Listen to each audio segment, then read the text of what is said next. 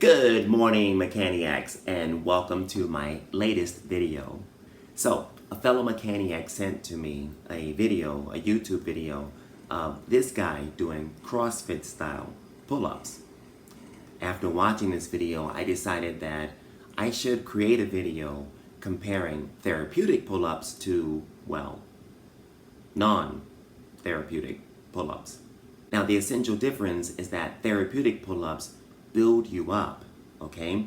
Whereas CrossFit style pull-ups can put your body at serious risk for injury. Now, bear in mind that therapeutic is not just about the exercise. Therapeutic is also a mindset. Everything is a mindset. And the other important point is that there is absolutely nothing wrong with engaging in activities which are not therapeutic. In fact, I think it is great to practice on a regular basis the art of pushing through pain. I want to make this very, very clear.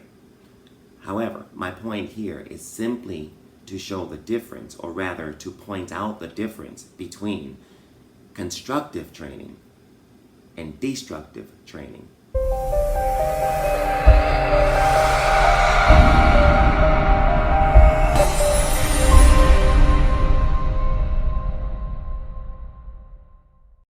There is a spectrum of therapeutic. An exercise can be minimally therapeutic, maximally therapeutic, and anywhere in between. Now, of course, we're constantly working to understand what this whole thing means. And as we discover new ways to be effective, to be more effective, these definitions can change. So, what we should strive to be is to be maximally therapeutic as much as possible, okay? So there are criteria that I have which determine if an exercise is maximally therapeutic. And they are as follows. Number one, including deep breathing. For an exercise to be maximally therapeutic, I believe that it should include breath work of some type. You should control your breathing as you do the exercise in order to maximize the benefit. Number two, full range of motion movement. By moving through a full range of motion, you are maximizing the muscle's ability to be flexible and also to be strong because you're contracting your muscles through a full range of motion. And by being flexibly strong through a full range of motion, you're then minimizing the muscle's chance for tearing when in action. Next thing is low impact. Now, if you engage in high impact activity, rather, the higher the impact, the more risk there are to your muscles, fascia, and joints. Simply, that's just the way it is. So, by keeping the exercise low impact, you are maximizing the chances of the impact being therapeutic, less destructive. Now, high intensity is the next thing. If an exercise is low intensity, it still can be therapeutic. Walking is a therapeutic exercise, but it isn't maximally therapeutic.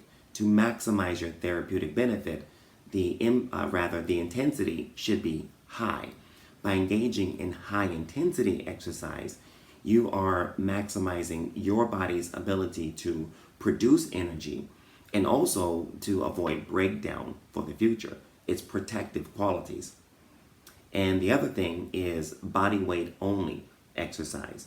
So if you lift weights or use machines or something external like that, what's happening is you increase the risk of your body injuring itself.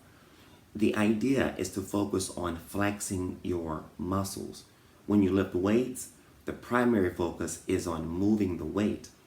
When you're doing body weight exercises, the primary focus is on flexing your muscles. Now, the last thing is mental focus. If you connect your mind to your body when you're training, this maximizes the therapeutic benefit and it makes the training much more holistic when you do it in this manner. You can put headsets on and listen to music or otherwise space out when you're training. And again, there's nothing wrong with that, but you're not maximizing the benefit, the therapeutic benefit of your training, in my opinion, unless you are mentally focused, connecting your mind to your body.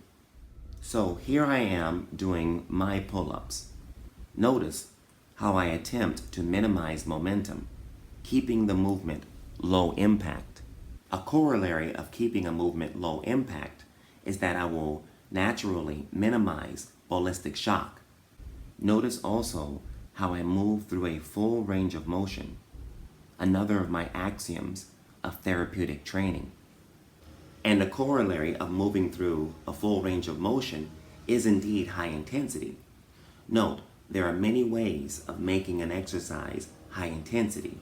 However, if your objective is to make the exercise therapeutic, then the key is you make it high intensity simply by moving, or rather by flexing your muscles through a full range of motion, engaging your muscles with 100% effort. When you do this, you are maximizing the intensity while at the same time minimizing your chance for injury, therefore being therapeutic. It is worth noting here that I include behind the neck pull-ups to keep my posterior muscles balanced with my anterior muscles. In my experience with athletes, behind the neck pull-ups are not given enough serious attention. This is my example of how to do pull-ups therapeutically, maximizing the therapeutic value while, of course, by definition, minimizing the chance for injury. And this is how I recommend you train most of the time. Now, note I'm saying most of the time. Of course, if you want to engage in CrossFit style pull-ups from time to time, then I say go for it. There's nothing wrong with doing that. I would never tell any of my clients that they should not engage or compete rather in soccer or basketball or tennis or lacrosse. You just have to understand that when you compete in sports, that you, by definition, are at risk for injuring yourself or for overuse. That's the nature. That is the nature of sports. Same thing with CrossFit.